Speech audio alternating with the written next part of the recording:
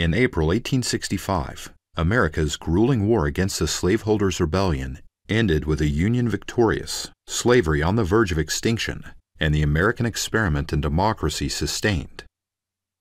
At home and abroad, supporters celebrated the Union victory as a welcome harbinger of human progress and a new birth of freedom, in Abraham Lincoln's felicitous words.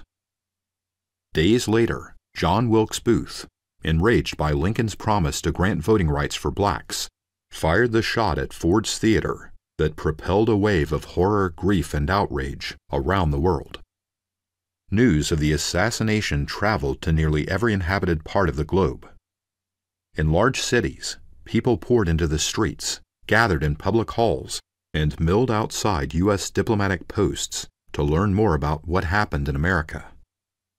Hundreds of public meetings took place in the days, weeks, and even months that followed.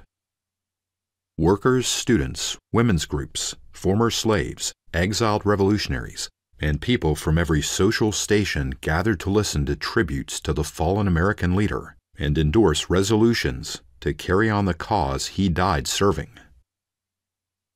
We are the fellow citizens of John Brown, of Abraham Lincoln, and of Mr. Seward, a group of students in Paris told John Bigelow, America's minister to France.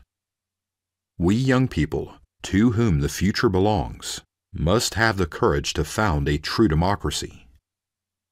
A flood of similar messages, eulogies, speeches, condolence letters, and other tributes to Lincoln poured into U.S. diplomatic posts abroad.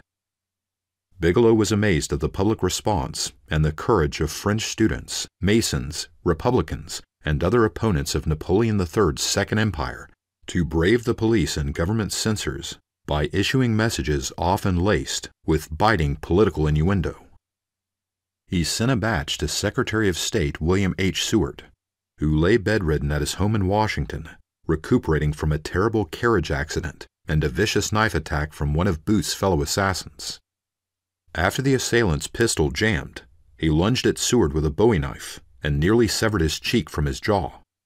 Seward could barely walk without help or speak due to a heavy leather-clad iron brace that stabilized his jaw. But he was eager to return to duty, and when he saw the bundle of condolence messages Bigelow sent from Paris, he realized their value.